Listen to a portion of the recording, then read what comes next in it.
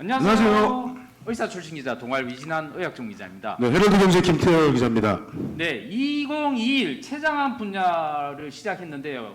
우리나라 2021 최고 명의 바로 국내 췌장암 명의 15명이 중에서 12명이 이분을 추천하셨습니다. 12명이 15명 네네. 중에서 본인이 췌장암에 걸렸을 때 또는 가족이 췌장암에 걸렸을 때 믿고 맡길 수 있는 명의를 추천해 달라고 했는데요. 그 중에 12명이 추천을 했습니다. 자, 서울대병원 장진영 교수님을 모셨습니다. 자, 시작하기 전에 우리 김태열 의학기자님, 장진영 교수님 어떤 분인지 소개 좀 부탁합니다. 예, 그 장진영 교수님 간단하게 소개를 드리면요. 서울대 의대 졸업하셨고, 예, 그 서울대병원에서 전 안병원 진료부장 하시고 지금은 그 로봇 수술 센터장으로 재직 중이십니다. 그 교수님은 그 국제 췌장암 관련 치료지침위원으로 선정될 정도로 아주 탁월한 진료 연구업적으로 좀 유명하시고요. 그다음에 진행성 암에서의 선행 항암 치료의 치료 우수성을 세계 최초로 전향적 연구로 규명하셨습니다. 또 이제 췌장암, 담도암 관련 국내 최다 연구 논문 업적도 가지고 계시고 국내에서 최다 로봇 췌장 수술을 하고 계십니다. 네, 오늘의 주인공 옆에 모셨습니다. 교수님 안녕하세요. 안녕하세요. 안녕하세요. 교수님, 그 우리가 대장암 명의가 사실은 칠곡 경대병원에 계셨는데요. 그분이 또 로봇 수술의 대가였습니다. 그렇죠. 예. 그런데 또 우리 교수님이 또 로봇을 췌장암의 또 대가이시군요. 네. 네, 뭐 로봇 수술이 전체 수술 중에 약 40% 정도를 차지하고 있고요. 점점 기존의 이제 개복 수술을 갖다 대체하고 있는 양상이긴 합니다. 아직까지 물론 로봇 수술이 전체 수술을 다 대체할 수 있지는 않고 네. 개복 수술이 표준화 수술이긴 하지만 췌장 수술 자체가 워낙 좀 난이도가 있고 정교한 수술을 갖다 요하기 때문에 로봇을 사용했을 때 개복 수술에 준할 정도의 효과 외에 미용적인 그런 안전성을 갖다 다 확보할 수 있는 수술이기 때문에 네네. 최근 사용이 급격히 늘고 있긴 합니다. 알겠습니다. 교수님, 그 우리 국내 최고 명의 15분에게 저희들이 물어봤고요. 3명이 추천 안 하셨습니다. 네. 3명이 누군지가 궁금하네요. 네, 12명이 추천했다면 거의 90% 넘는 사람들이 다 추천을 하신 건데 일단 그래도 소감 한마디 좀 부탁드리겠습니다. 글쎄 뭐 일단 많은 동료 의사 선생님들께서 추천해 주셔서 감사하게 생각하고요. 뭐 여러 가지 부족하고 아직도 해결해야 될 난제들이 많은 분야가 특히 췌장암 과제이기 때문에 뭐 미력하나마 몇십 년 동안 이런 것들을 극복하기 위해서 나름대로 애써온 것들을 많이 이쁘게 평가해 주신 거로 생각합니다. 혼자의 뭐 노력이라기보다는 사실 저희 팀들이 부단히 같이 애써왔고요. 특히 저희 스승님을 포함해서 여러 선생님들의 노고가 같이 있었고 같이 특히 아마 선정된 이유 중에는 췌장 수술이 어렵기 때문에 예술의 경지로 생각하는 분들이 많지만 저희가 추구하는 치료의 원칙은 이제 과학으로서의 접근 방법, 그 다음에 우수한 치료 방법을 과학적으로 입증한 것이시고 그런 것들에 대해서 그동안 무단히 노력해온 걸 갖다 평가를 잘 해주신 걸로 생각하고 있습니다. 네, 고맙습니다. 다른 암과 달리 췌장암 그 로봇 수술을 해서 굉장히 좀 최근 두각을 나타내고 있는 것 같거든요.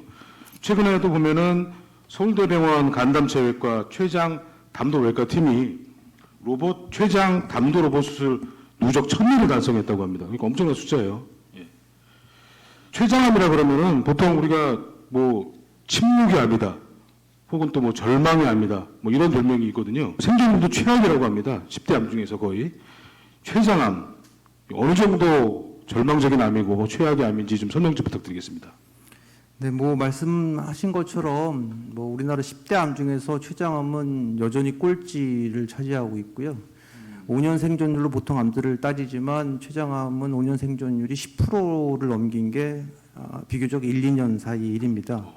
네, 그래서 아마 2018년도 국립암센터하고 보건복지부에서 암 통계를 낸 것에 의하면 12.4% 정도, 그래서 아마 10%를 넘은 암이고요. 그래도 많이 올랐습니다. 네, 뭐 10%의 벽을 못 넘을 암이라고 그랬었는데 최근 들어서 이제 여러 가지 발달된 진단 방법, 그다음에 치료 방법 등에 의해서 10%가 넘어갔고 생각하고요.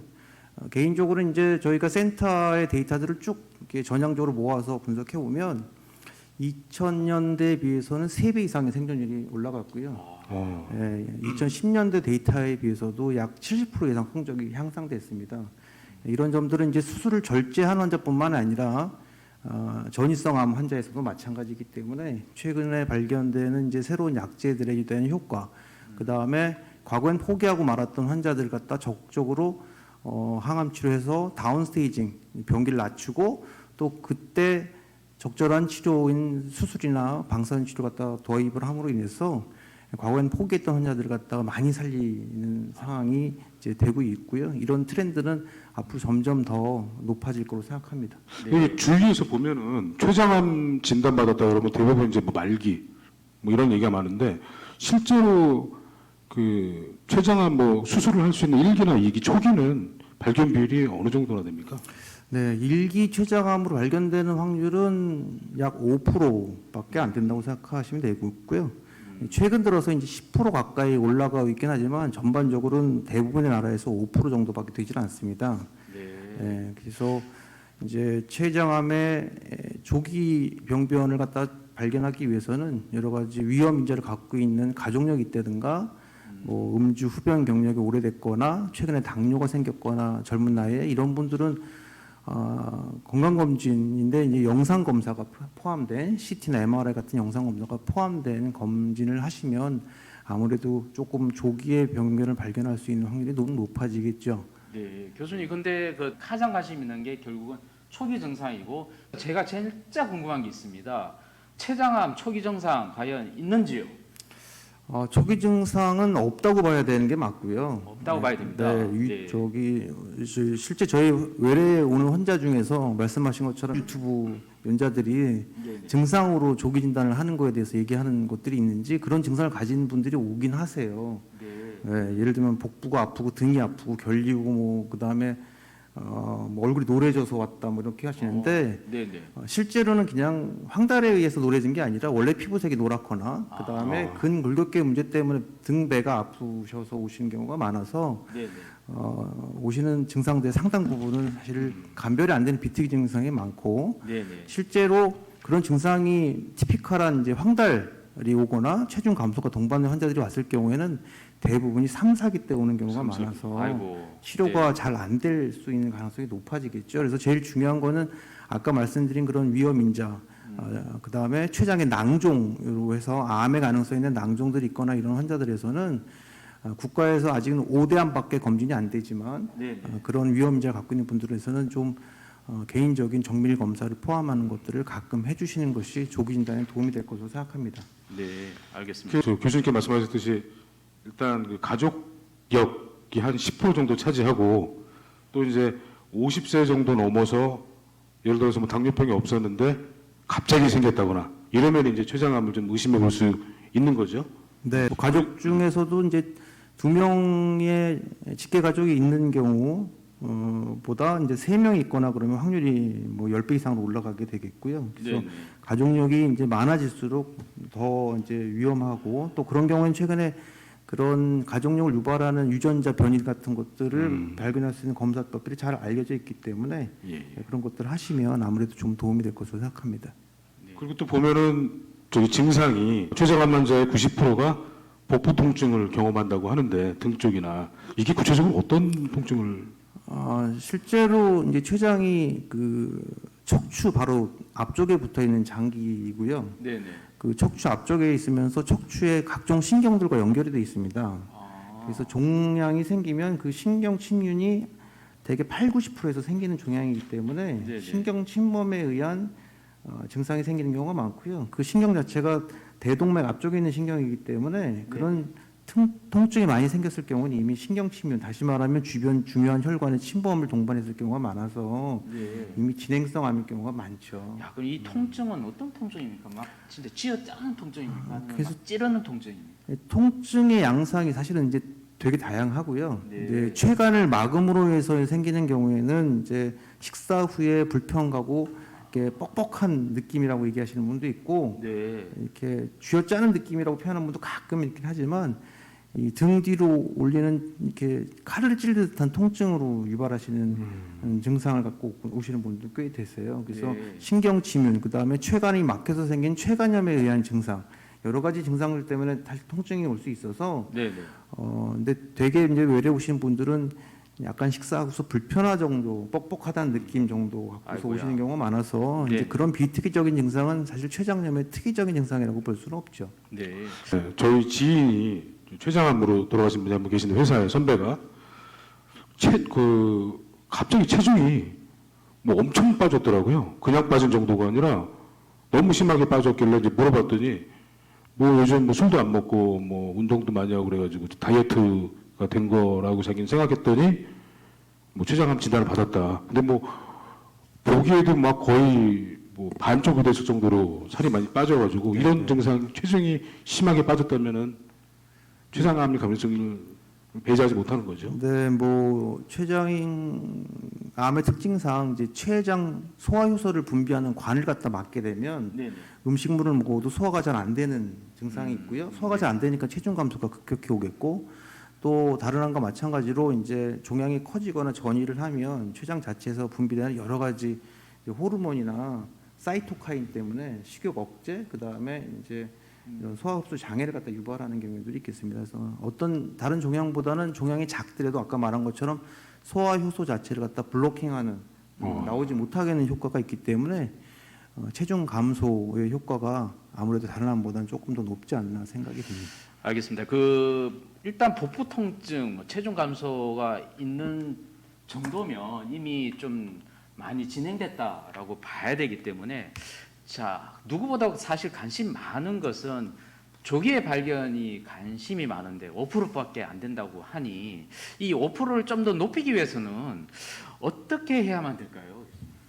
네, 그래서 뭐 지금 이제 저희가 연구자 입장에서는 조기 진단이 가장 큰 화두 중에 하나고요. 그 다음에 이제 새로운 치료제 개발이겠죠. 그래서 조기 치료를 하기 위해서 일찍 종양을 발견하는 것이 중요하기 때문에 비용 대비적으로 효과적인 여러 가지 연구들이 지금 개발 중입니다. 뭐 몇 년 전에 스웨덴 룬드 그룹에서 개발된 이제 안티바디 항체 기반의 스크리닝 키트가 개발된 적이 있고요. 그게 약 진단율이 약 95% 정도 되는데 네. 키트의 가격이 약 1,000불 가까이 되기 와, 때문에 100만 원 넘네요. 네, 스크린의 목적으로 사용하기는 적당하지 않습니다. 네. 그래서 뭐 FDA 지금 승인 절차를 밟고 있긴 한데 네, 네.